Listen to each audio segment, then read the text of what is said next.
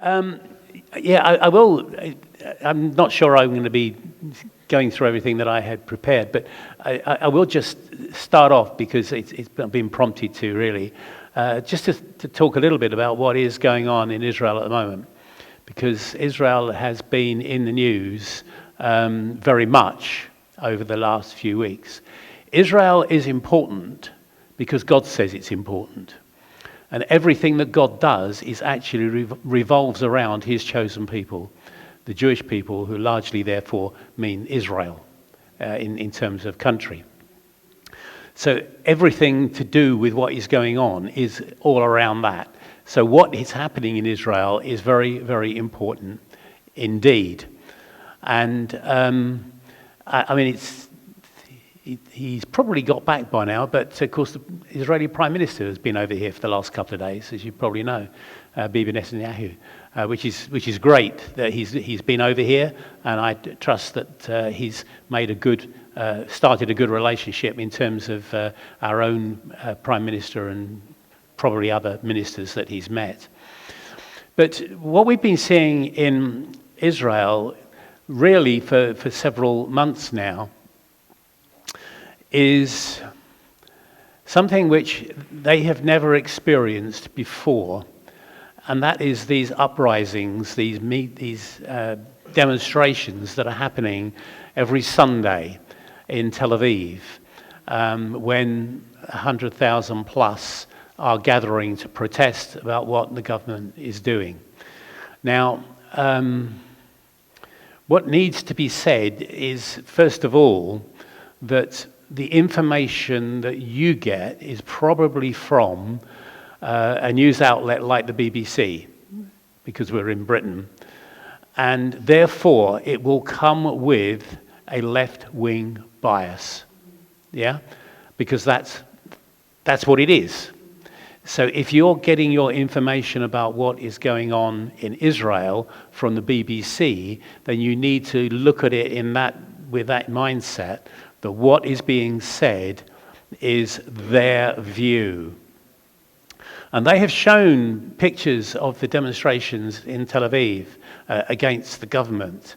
And they focus in on certain groups. And often when they focus in on those groups, you will see that the people are waving LGBT banners. Yeah? That is because that is something that the BBC pushes. Not just in this country, but everywhere else. And it's not just in Israel either. You will also see this when you see news of other countries on the BBC, that you'll find if there's anybody there that's LGBT, they'll get their picture on there. Because it's an agenda that they have to push.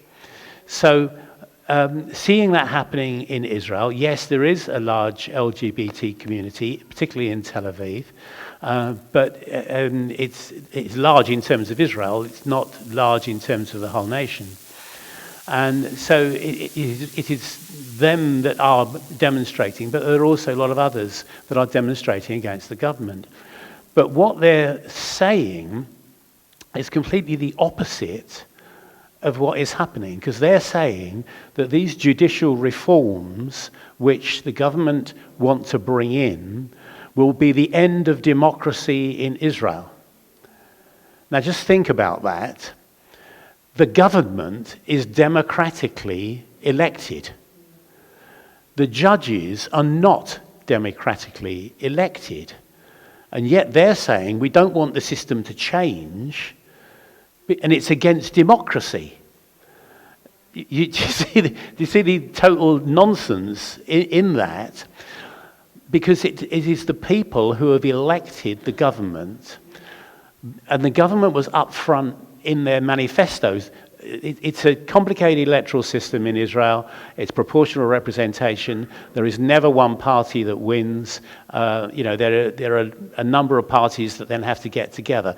But the ones towards the right, and particularly the Likud party, which is Netanyahu's party, they actually said up front, very simply, that we need to reform the judicial system.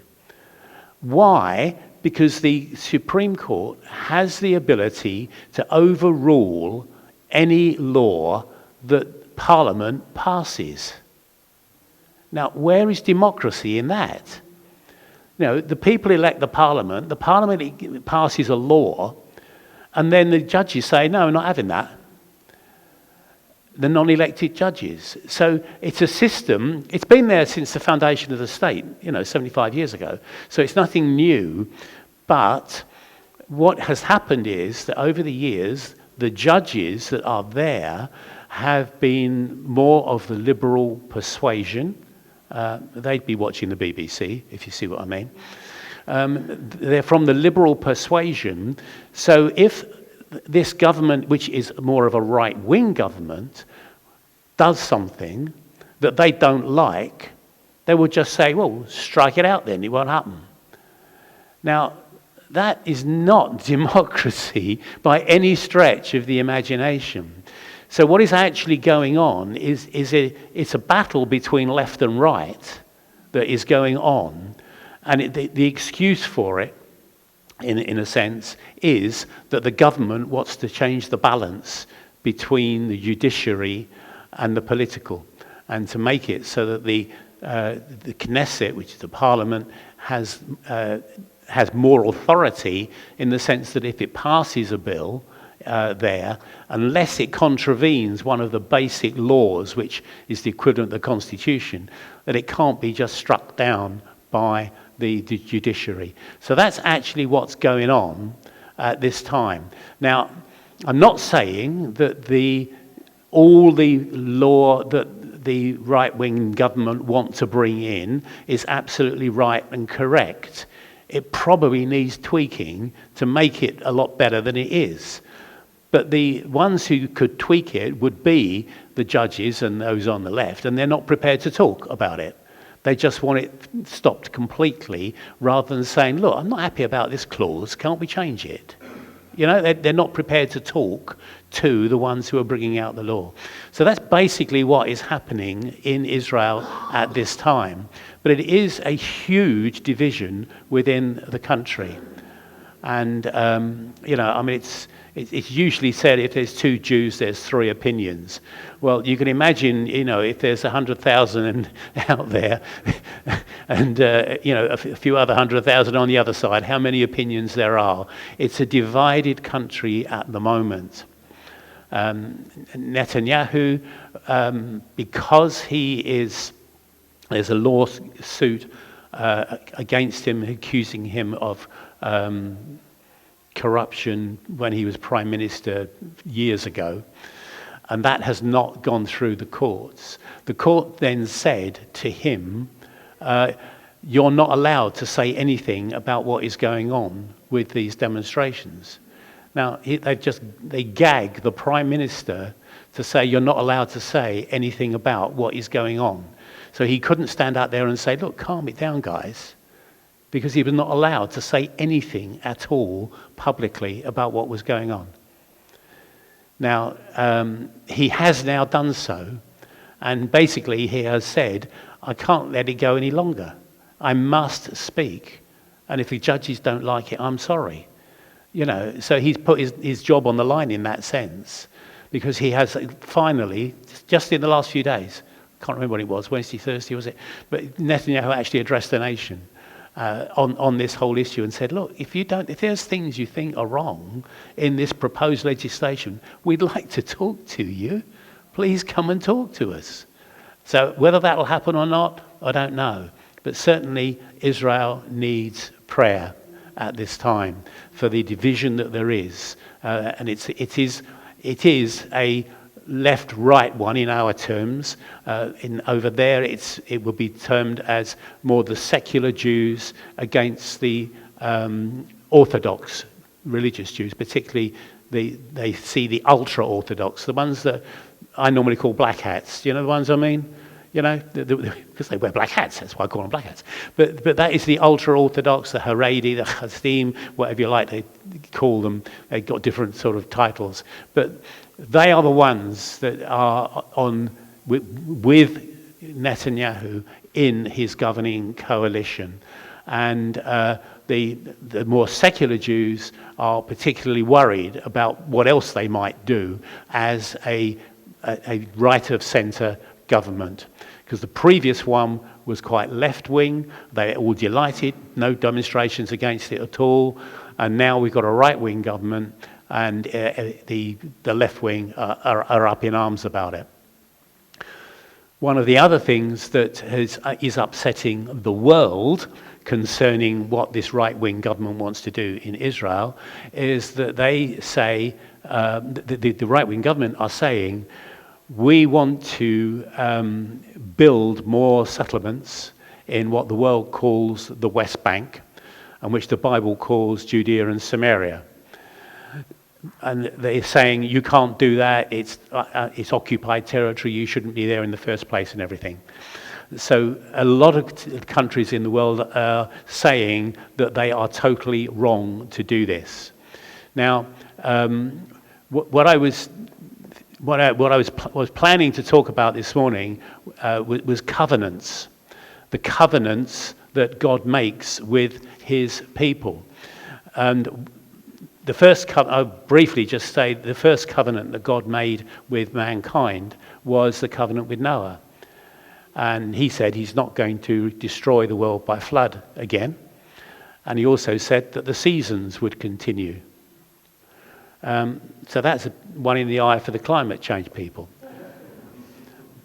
You know, because if God says that the seasons are all going to continue and everything like that, then the climate change people are not actually barking up the right tree, are they? But the second covenant that God made was with Abraham, who is seen to be the father of the Jews. And effectively, that was the beginning, if you like, of God's plan of redemption actually being put into place on earth. I mean, I know that God knew in advance that man was going to sin, and, you know, that Jesus is a lamb slain before the foundation of the world. I'm not knocking that. But actually to start putting the solution into practice started when God chose Abraham, or Abram as he was originally. Then he changed his name to Abraham. So he called him and said to him, leave your country, your people, and your father's household, and go to the land I will show you. This is Genesis 12. I will make you into a great nation, and I will bless you. I will make your name great, and you will be a blessing. I will bless those who bless you, and whoever curses you, I will curse. And all peoples on earth will be blessed through you. So later, we won't go into all this, but later that was repeated to Isaac, the son of Abraham, okay, his chosen son, as opposed from his wife Sarah, as opposed to Ishmael. And then after that, it was repeated to Jacob, son of Isaac. Jacob, not Esau. And then through Jacob, the 12 sons of Jacob that became the 12 tribes of Israel. So the promise has gone down through that land to the people of Israel, which are the Jewish people. It's named after one of the sons of Jacob, Judah. That's where you get Jews from. But that those who bless the Jewish people will be blessed. Those who belittle the Jewish people, and that's what the word actually means in the Hebrew, will be cursed. Okay, that's what it says. That's what the Bible says, and that's what God has put into practice ever since he called Abraham a few thousand years ago. Now, later on in Genesis, that was Genesis 2, in Genesis 15, it actually talks about the land which God is going to give to the people of Israel. And he says where that land is. And in today's language, that is what is currently the state of Israel, plus what is currently the Gaza Strip under Hamas, plus what is usually known as the West Bank, which includes Judea and Samaria, which is Judea and Samaria in the Bible.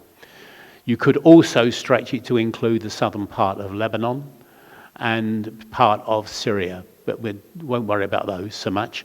The important ones to think of are the ones that are central, and Judea and Samaria is totally central to Israel. It is where most of the Bible took place. It is where Jesus met the woman at the well, for example, in John chapter 4. That was in a place, it is called in the Bible Shechem. It is now known as Nablus. But that is where Jesus was. So that area of land has been under Jewish control, if you like, from the time when it was given to Abraham a few thousand years ago. Legally, it still is under Israeli control, whatever the world tries to say, because when the land of Palestine, as it was then called, let's go back a step before I get to that. When the Romans sacked Jerusalem in AD 70 as a result of a revolt, and then the Jews revolted again in AD 132, the Romans eventually expelled the Jewish people from their land, and they renamed the land Palestina, named after the Philistines, who were the traditional enemies of Israel. So they deliberately called the land that and expelled the Jews. So the name Palestina has come down to us as Palestine. But there has never been a state of Palestine. It was a province of the Ottoman Empire from 1517 to 1917. So for 400 years, it was a province of the Ottoman Empire. That is to say, it was under Islamic Turkish rule. The Turks chose to side with Austria-Hungary in the First World War, and therefore they were on the losing side. So at the end of the First World War, conference met in Paris, 1919, in order to say, what are we going to do with all the land that was part of the Austro-Hungarian Empire and was part of the Turkish Empire now that they've been defeated? Okay. Now, at the Paris conference, they dealt with the Austro-Hungarian Empire. They didn't have time to deal with the Turkish Empire, so they postponed the rest of the conference to 1920 in San Remo in Italy, southern France, on the border. So at San Remo they met in 1920, and there the winners, if you like, from the First World War, they decided what to do with the Turkish Empire. And one of the parts of the Turkish Empire they were looking at was the province of Palestine. And a new kind of system was introduced at that conference. Previously, throughout history, if a country had gone and invaded another one and taken it over, that other country became a colony. Yeah? So Britain had colonies all over Africa, other places as well, but they had colonies. In other words, the Brits came along. It wasn't just Britain, by the way, because Germany, France, Holland, they all did the same thing. But you take over the country and then you place your government in charge of all the natives in that country and you rule them. Woodrow Wilson, who was president of the United States at the time of the First World War, he said, look, when this war finishes, we're not going to do that again. What we're going to do is to say that those countries that are ready for independence at the end of First World War, they've got an infrastructure which will allow them to be independent, should be made independent and told to get on with it. Okay? Those that are not ready for independence, because they haven't got that infrastructure in, what we will do is that one of the victorious powers, France or Britain or whatever, they will go in there with a mandate from the League of Nations, which was all the democratic nations at the time, or most of the nations, 56 nations, I think, at that point. They will go in and the aim is to set up those institutions which will allow them to be self-governing. The infrastructure that is needed in the area, which would be transport, power, those kinds of things, to get those set up, but the political institutions as well, to get set up. And once they're set up in a way which is suitable to that area, agreed in that area, then they will say, okay, guys, get on and do it. We're moving out. That was the aim of the mandate system, and that was what happened. So the mandate for Palestine, which area included at that time what we call the Kingdom of Jordan, as well as the area I have described for Israel, that whole area was given, the mandate for that was given to Britain. So it was Britain's job to get that whole area in a state where it could become an independent nation. Got it so far? Okay. I didn't expect to do a history lesson this morning. Sorry about this. You don't mind, do you? You sure? Because I haven't done a great deal of... Yeah, there's no clock, so that's okay. But I haven't got into the Bible yet, you know. Yeah, I'm just a bit worried about that. But, okay, so one of the things that Britain recognised was, fairly early on, that this area of land was a disputed land between the Jewish people and the Arabs. And so Britain decided to hive off from, because in the mandate it actually said that they should be working towards having a Jewish homeland, a homeland for the Jews in Palestine. Yeah, that was part of the mandate. That was part of their instructions. They have a homeland for the Jews in Palestine. So they had to do that, and they agreed to do that. But they also recognized that there are a lot of Arabs around who also wanted a homeland. And so what they decided to do was to divide the area that they were looking at into two, down the Jordan Valley. And everywhere east of the River Jordan would not be part of the Jewish homeland. It was going to be run by the Arabs eventually, and all to the west would be the Jewish homeland, which would be run by the Jews eventually, with Britain controlling the whole lot until they were ready for it. Okay? So that means that 78% of the land area was given to the Arabs to form their state. Okay? Britain was in control of both. Now, in the Arab area, they got there first in the sense that the infrastructure was around. The emir of that area had a good deal of control. So in 1946, it became independent from the mandate. It had achieved the object, if you like, of creating an independent Arab state. And this was then called the Emirate of Transjordan. Yeah? Okay, so we have an Arab state. The other side, of the western side, was to become the Jewish state. And there was a lot of opposition to that within the land from the Arabs who lived there, that they didn't want to be part of a Jewish state. So there was a lot of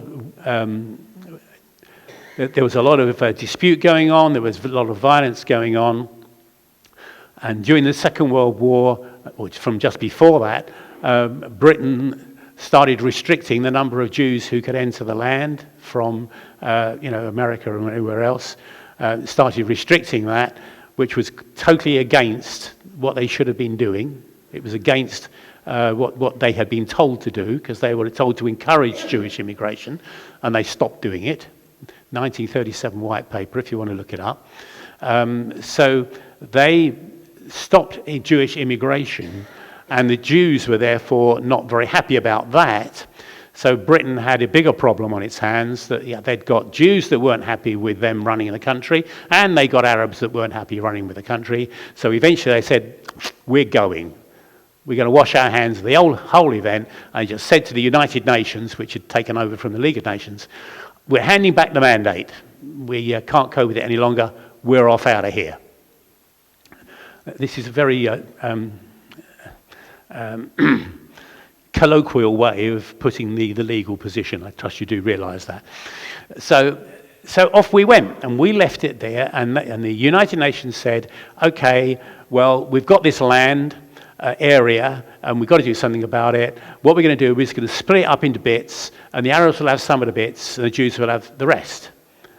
And the Jews were given the desert, and the Arabs were given the fertile areas in that plan. Jews said, yeah, okay, we'll go along with that. It's not what we wanted, but we need a place for the Holocaust survivors to come. This was just after the war, 1947.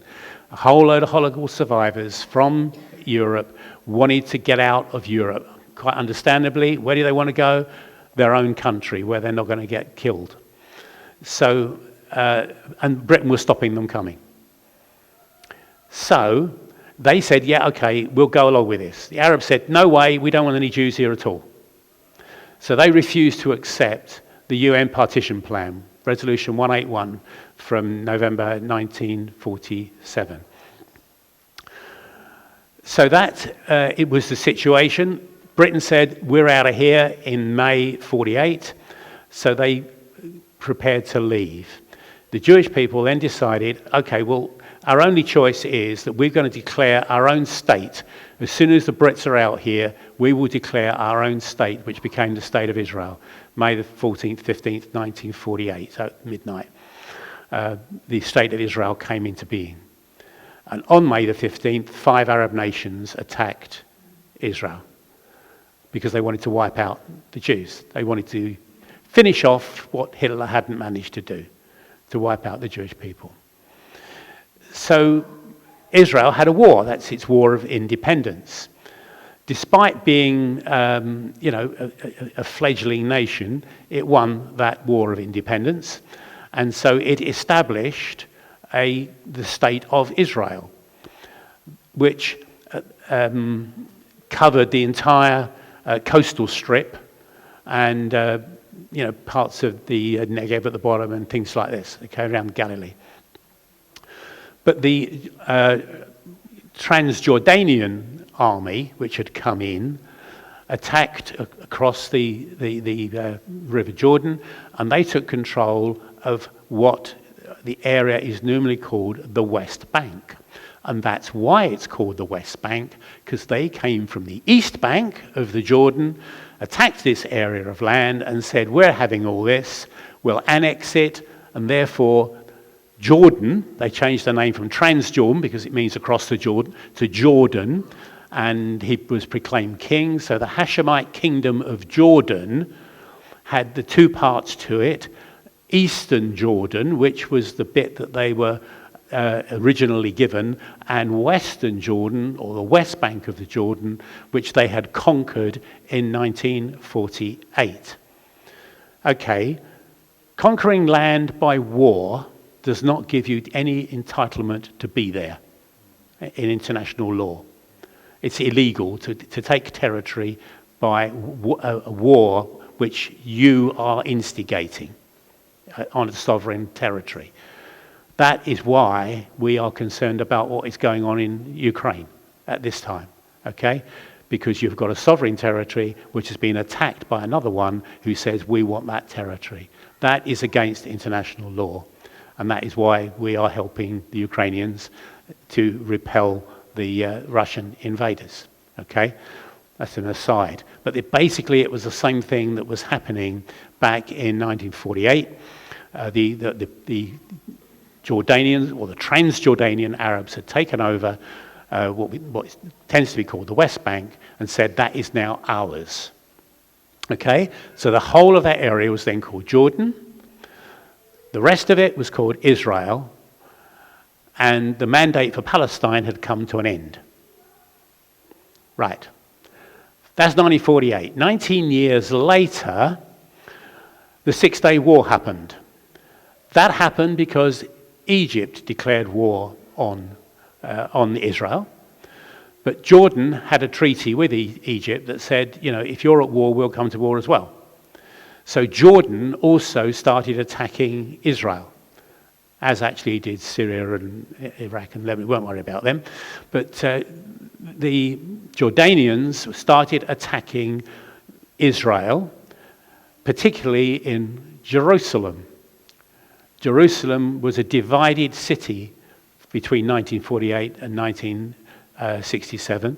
The border, literally, between the two went through the city of Jerusalem. And, there were barriers, gates to keep people away and whatever. Okay, so they attacked Israel, so Israel retaliated. In retaliating, the whole of the land, which we call the West Bank, or what's called the West Bank, was taken over by Israel. So they regained what they were given originally, but had been taken from them by war. So legally, there is no dispute, there should be no dispute that Israel has sovereignty over that chunk of land because it had been conquered illegally in 1948. If you notice what the media says about all this, history starts in 1967. There is no history before 1967. They always go back to, in the 1967 war, the Jews attacked that land and captured it, and they can't do that because you can't go and capture somebody else's land. That's true, but it wasn't somebody else's land. It was their land that had been captured from them in 1948. Yeah? That is never mentioned. Yeah? That's why I said history starts in 1967 as far as, the major news outlets, including the BBC, think. Okay? So that is where that dispute has come from. But God says it's all part of his land that he has given to the Jewish people. Right the way from, he actually tells in Numbers, I think it is, it actually gives, this is where your boundaries are, and it lists where they are. And it includes the whole of the western side of the Jordan, between the Jordan River and the Mediterranean Sea. So Israel should have control over what is called the West Bank, and the right-wing government that is in at the moment, with the backing of the ultra-Orthodox Jews, because they can read the Bible as well. So it's the Bible belt, if you like, of Israel, Old Testament I'm talking about, yeah. They are saying that is our land. The Bible says so, and international law says so, and so we are going to do in Judea and Samaria what we want to do in Judea and Samaria. And if you don't like it, stuff it. We're going to do it anyway because it's our land. We're entitled to be there. And, we're going to exercise our authority there. We're going to build settlements. We're going to develop this and that and whatever in there. Okay? So that's basically one of the reasons why the rest of the world largely is against this current government in Israel, because they are saying that we are going to take the authority over that territory which we should have. Okay? Just throw in one other bit here because it is relevant. There has been a number of times over the years where there's been a kind of a peace process that they're trying to get between Israel and the Arabs. And at one of those ones, they agreed, and this was the Arabs from the Palestinian Arabs, as they call themselves. Interesting, by the way, that before 1948, if you were a Palestinian, you were Jewish. Because it was the Jews that were called the Palestinians pre-48. But the Arabs have now adopted it. But they came to an agreement as what to do with the area, we'll call it the West Bank or Judea and Samaria, what to do with it. And they divided it into 3 parts for administration purposes, area A, B, and C.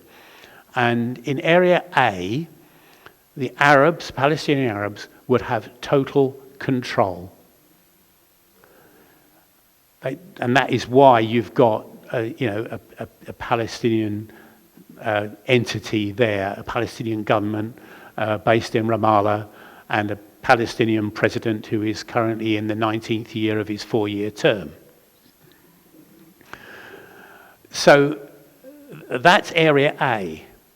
Area B was going to be under a joint control, that the ordinary civil activities would be under Arab control, but security would be under Israeli control.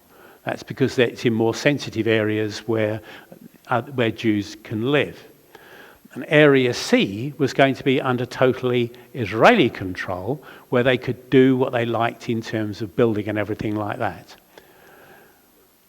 What has happened is that the Arabs have actually built loads of houses in Area C, where they have no authority to do so whatsoever, with funding from the European Union largely. So the rest of the world is intervening, not just to help the Arabs, but to try and destroy the Jewish state. Effectively, if I put it really harshly, what the world is trying to do is to complete what Hitler tried to do. Why?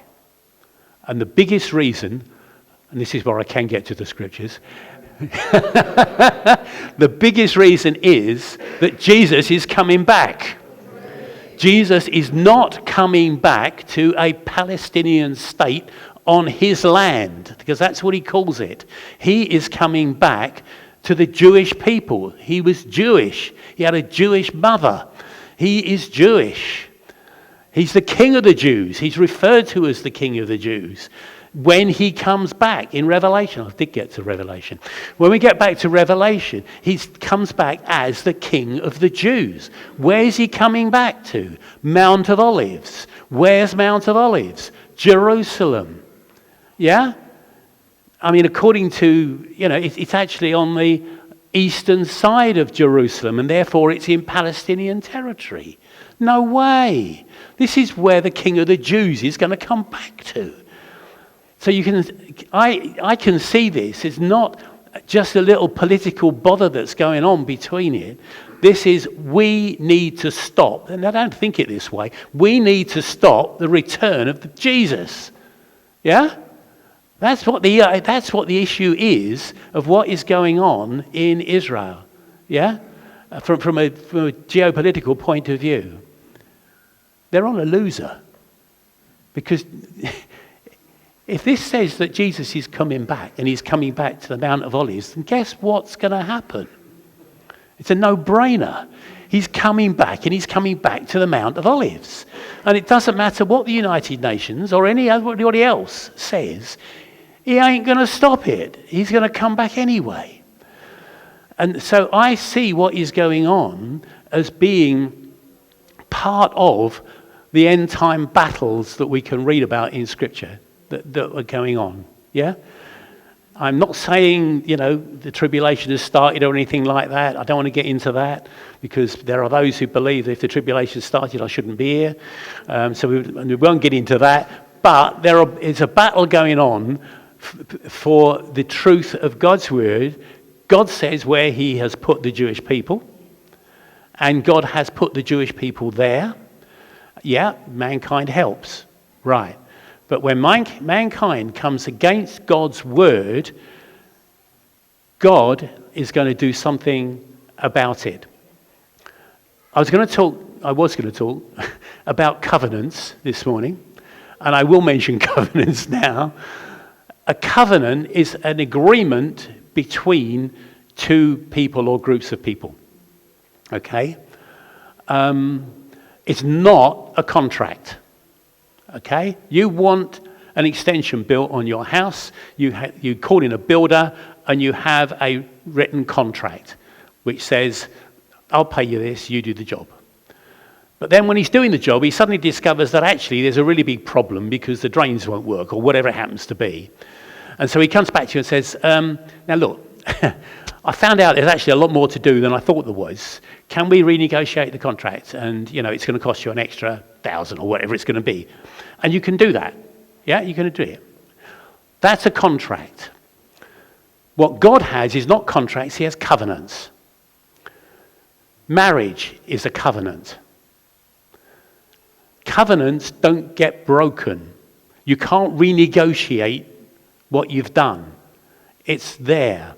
In a covenant, the one who is making the covenant has the authority to bless or whatever the one he's making it with. And they can't renegotiate that. They've got two choices. They can either accept what the master says, or they can reject it. That's fine. But when they make the covenant, the covenanter, the person who's making the covenant, can't change it, and neither can the one who is agreed to live under that covenant. And God makes 5 different covenants in the Bible. The first one I've already mentioned is that there will be no flood. Yeah? The second one is with Abraham. And that is the one that we've been talking about, because Abraham was the one who was going to bring forth the Messiah, and through his line, but also the one who was given the land and the people, the Jewish people, and the land for them to live on. So that is all wrapped up in the covenant to Abraham. The third one he made was with Moses. And that was not about ownership of the land, but occupation of the land. If you look at the Abrahamic covenant, you've got about 5 chapters on it in Genesis, going 12 to 17. You will find that God is saying, I will, I will, I will, all the way through. About 25 times in those chapters, he says, I will. And he can do that because it's an unconditional covenant that he, as the covenant maker, is saying what he will do for the people he's making the covenant with. And they agree it. With Moses, if you look at there, the covenant is a conditional covenant. The condition is, you obey my laws, that he gives them, on the Mount of Olives, 10 words, 10 commandments. Not Mount of Olives, Mount Sinai. Sorry, wrong mountain. He gives them the 10 commandments, and they are told to obey them. All right? If they obey them, they'll get blessed. If they do not obey them, they won't get blessed. Yeah? So it's a conditional covenant. And the occupation of the land is dependent on that. In other words, if you don't do what I'm telling you you've got to do, you will get expelled from the land. Yeah? Now, they still own it. They still have sovereignty over it, but they're not in it. They've been evicted from it. So think then of the time in the Bible that we read about when the Jews were expelled to Babylon. Well, there were 2 expulsions, really, one from the northern kingdom and one from the southern kingdom. Why? Idolatry. That was the biggest reason why. They were worshipping idols instead of worshipping the one true living God. So in the conditional covenant that he'd made with them, he'd said, look, you shall have no other gods but me. That's commandment number 1. Right, so they've broken that one. So he warns them by the prophets, what they're doing, and they still carry on worshipping idols. So he says, okay, get out. And they go into exile. Judah was in exile for 70 years. The northern kingdom of Israel went into exile and has never actually returned as a people group in its entirety ever since, although individual tribes have had people come back. That was God's punishment for idolatry. It's a serious issue. So because they didn't obey the covenant that he had made, they got expelled from the land. That's 3 covenants. He also made a covenant with David that a descendant of his would be king forever. That's Jesus. That has not yet come into effect, but the covenant is there, so that when Jesus returns, he will come back as King of the Jews. Yeah? And the final covenant that is made, these are all in what we normally call the Old Testament. The final one is the one that we tend to major on, the 5th one, the new covenant, which we read about in Jeremiah 31. And Jeremiah 31 is not a covenant with a nation or a group of people. It's a covenant with an individual, with you and with me. That's where the covenant is. And it says, basically, instead of me giving you all these laws on tablets of stone, I'm going to write them on your heart. So it's personal. I will.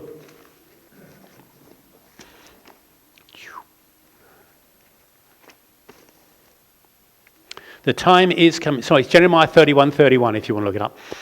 The time is coming, declares the Lord, when I will make a new covenant with the house of Israel and with the house of Judah. So God's still interested in his chosen people. Okay, it's for us as well, okay, I know, but it's with his chosen people. It will not be like the covenant I made with their forefathers when I took them by the hand to lead them out of Egypt. So that's referring to the Mosaic covenant, because they broke my covenant, though I was a husband to them, declares the Lord. This is the covenant that I will make with the house of Israel after that time, declares the Lord. I will put my law in their minds and write it on their hearts. I will be their God, and they will be my people. No longer will a man teach his neighbor or a man his brother, saying, know the Lord, because they will all know me, from the least of them to the greatest, declares the Lord. For I will forgive their wickedness and will remember their sins no more. This is what the Lord says. He who appoints the sun to shine by day, who decrees the moon and stars to shine by night, who stirs up the sea so that its waves roar, the Lord Almighty is his name. Only if these decrees vanish from my sight, declares the Lord, will the descendants of Israel ever cease to be a nation before me. This is what the Lord says. Only if the heavens above can be measured and the foundations of the earth below be searched out, will I reject all the descendants of Israel because of all they have done, declares the Lord. The last time I looked, the sun was still shining. And a little earlier than that, the moon and the stars were as well. Yeah? So God has not yet abandoned his people Israel, because the sun's still shining. I mean, basically, I'm not saying that the sun's going to stop shining and he's going to abandon them. He's saying something which is so ridiculous, if you like, that it could never happen, because if the sun stopped shining, we wouldn't be here. 8 minutes after it stops shining, we'd all be dead. Because it takes 8 minutes for the light to get here, give or take. But, all God is saying here is, I can't do it. I must continue seeing the Jewish people as my chosen people. Okay? He knew what he was taking on, and he took them on anyway. And by the way, he knew what he was taking on when he chose you also. And he still took you on anyway. Yeah? So even though we may fail, just as the Jewish people have failed, does he then say, sorry mate, that's your salvation gone? No, he doesn't, does he? Because he's a God who forgives.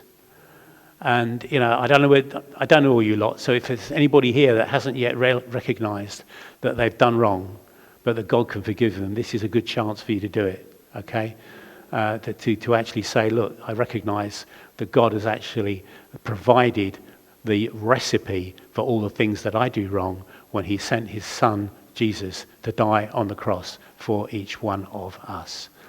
So, that's a decision that I made quite a lot of years ago, 56 years ago, and I've never regretted it since. But that is the good news which comes out of the new covenant. But the new covenant was made with the house of Israel. Yeah? We get, as we accept that for us, because we can do, we then are grafted into the Jewish olive tree. So we become part, if you like, of the Commonwealth of Israel. So there is still one covenant yet to be fulfilled. Well, the new covenant has been partially fulfilled. There are still others that need to get saved and join it. But the one covenant that is not yet to be fulfilled is with David when Jesus returns. I think I'll